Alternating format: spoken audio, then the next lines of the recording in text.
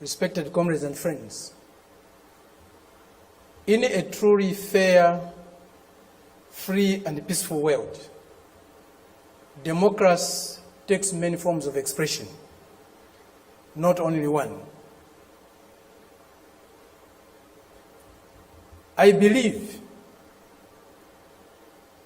democracy is a government in which all the people participate, in which the interests of the people reign supreme, in which their country's sovereignty, their country's honor is at the top.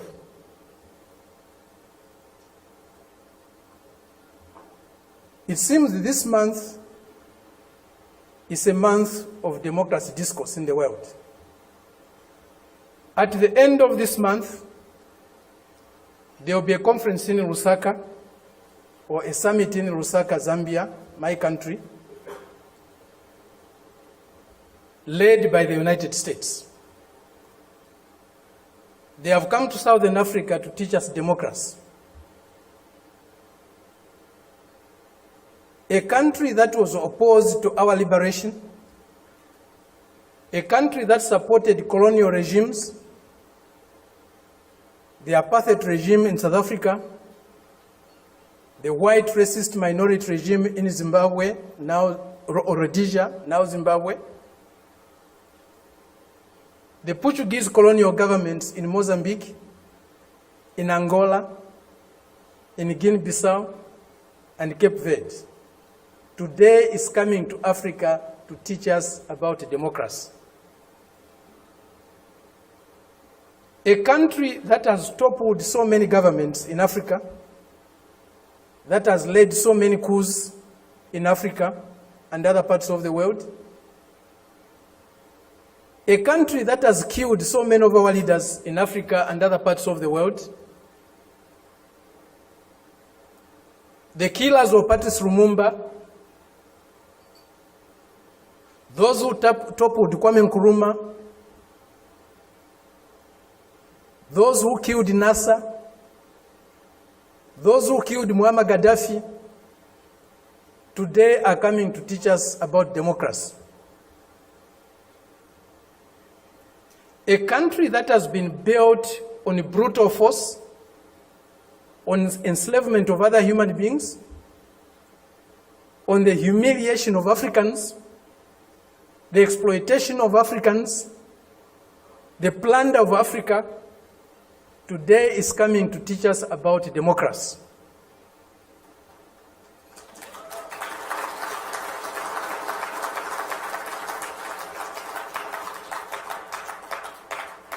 That's the arrogance, the imperialist arrogance, the racist arrogance that we are subjected to.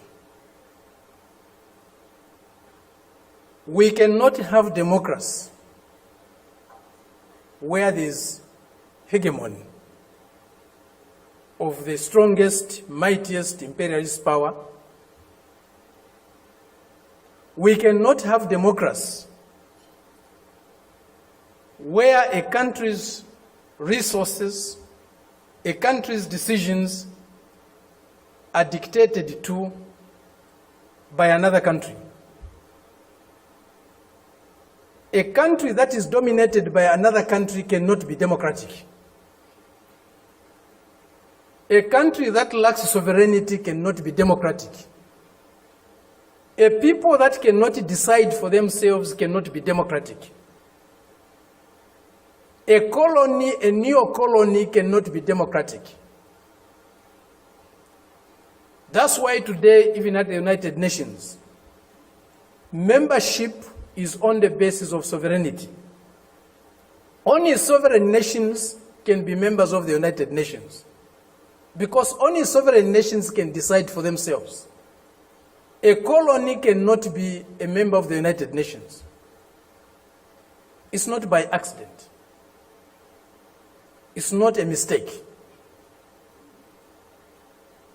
If you have no respect for the dignity of others, if you have no respect for the sovereignty of other countries, you cannot claim to be a champion of democracy.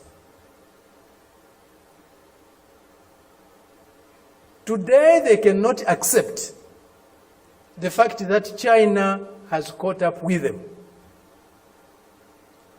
China is about to surpass them in many areas of human endeavor. The imperialist arrogance is inhibiting them from accepting that reality. The racist arrogance is inhibiting them from accepting that reality. But the world is changing. The changes we are witnessing today,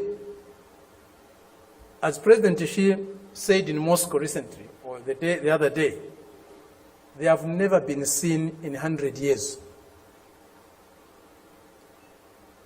They have shaped a world that they themselves today are scared of. And they have shaped a world that is not sustainable. Democracy, human development is not sustainable on the basis of plunder, on the basis of enslavement, on the basis of humiliating other people every day. That is a system we are seeing today, a system that will not survive if plunder is eliminated, if subjugation of other peoples, other nations is eliminated, if inequality in the world is eliminated. That system will disappear. The only system that can survive and can endure for long is a system that is based on mutual benefit, win-win relationships, mutual respect for others, accommodation and tolerance of others, and fraternal love for all humanity.